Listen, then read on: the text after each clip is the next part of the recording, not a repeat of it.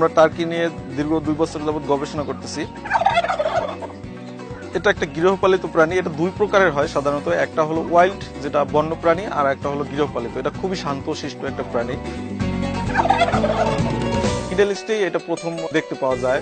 তো এইটাকে ব্যাপক সম্ভাবনাময় দেখে কলম্বাসের মাধ্যমে 1551 সালের দিকে ল্যাটিন আমেরিকার দেশ মেক্সিকোতে যায়। মেক্সিকান সরকার এইটাকে আবার আমেরিকার গভর্নমেন্টকে গিফট করে 1600 সালের শেষের দিকে। তো আমেরিকার সরকার এইটাকে ব্যাপক সম্ভাবনাময় দেখে এটাকে হলিবার্ড নামে ওরা ঘোষণা করে। হলিবার্ড, এটা কিন্তু আমেরিকার হলিবার্ড নামে এখনো পরিচিত। ওরা এখনো এটাকে হলিবার্ড বলে। এটা 25শে ডিসেম্বর ওদের বড়দিন যে থাকে, ওরা এই পাখিটা ওই দিন বেশি খেয়ে থাকেন এবং ওই দিন ওরা হলিবার্ড হিসাবে এটাকে একজন আরেকজনকে গিফট করে।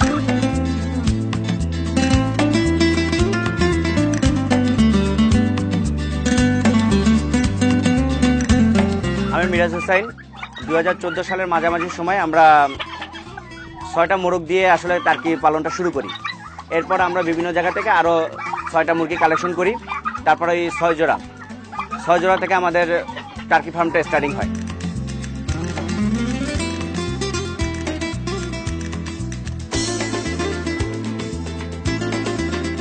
আর এখন আমরা নিজস্ব ব্রুডিং ব্যবস্থাপনা এবং নিজস্ব ইনকিউবেশনের মাধ্যমে বাচ্চা ফুটাচ্ছি।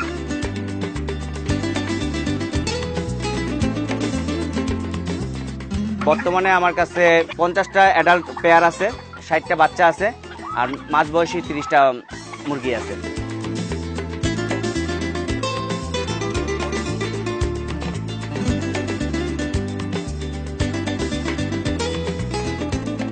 আমরা সোশ্যাল মিডিয়ার মাধ্যমে এটা সেলিং করি। প্রথমে ক্যাম্পেইন করি, ব্লগ এবং পোস্টে বিভিন্ন জায়গায় শেয়ার করি।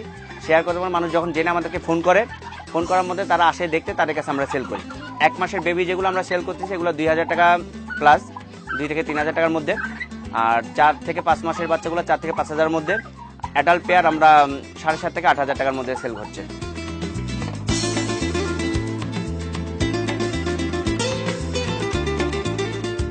টার্কির মূল খাবার হলো এরা তৃণভোজী, সবুজ শাকসবজি খেয়ে বড় হয়। আর আমরা যেটা দিই, আমাদের খাদ্যাভ্যাসটা আমি বলতেছি, আমরা সকাল 8টার মধ্যে এদেরকে ভরপুর কচুরিপানা দিই। কচুরিপানাটা কালেকশন করে এটা ধুয়ে ছোটো ছোটো করে কেটে তারপর এটা দিই। এটা চলে 12টা পর্যন্ত। 12টা থেকে 1টার মধ্যে ওদেরকে আমরা দানাদার খাদ্য দিই।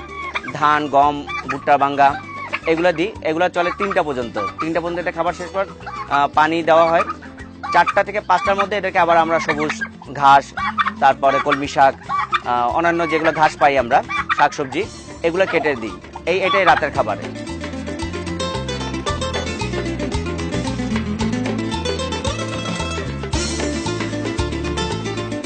6.5 মাস বয়সে একটা টার্কি অ্যাডাল্ট হয়।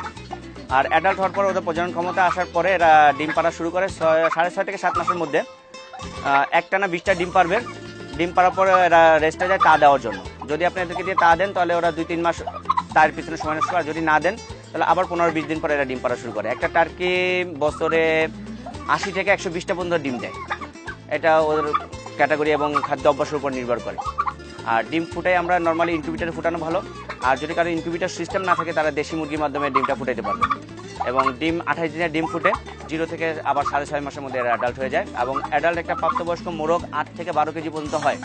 আর মুরগি একটা 5 থেকে 6 কেজি পর্যন্ত হয় অ্যাডাল্ট অবস্থায়। টার্কি এই বার্ডটি প্রাকৃতিকগতভাবে রোগ প্রতিরোধ ক্ষমতা সম্পন্ন একটি বার্ড। অন্যান্য ব্রয়লার এবং লেয়ারদের মতন তার রোগ কম হয়। তারপরও যদি আমরা 4টি ভ্যাকসিন শিডিউল আছে, এই ভ্যাকসিন শিডিউলটা যদি আমরা অ্যাপ্লাই করি এবং খামারের বায়োসিকিউরিটি বাড়াই, মানে জীবাণুমুক্ত স্প্রে করি, তাহলে এটা অনেক রোগ জীবাণু থেকে সে মুক্ত থাকবে।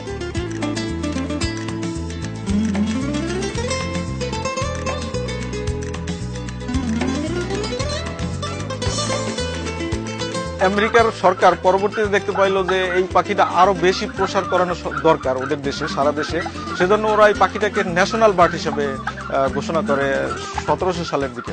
ন্যাশনাল বার্ড হিসেবে ঘোষণা করার পরে তো এখন ওরা একটা ট্রেন চালু করেছে যে এক সরকার আর এক সরকারকে, বিদেশি সরকারকে এই পাখিটা দিয়ে ওরা থ্যাঙ্কস গিভিং ডে করে।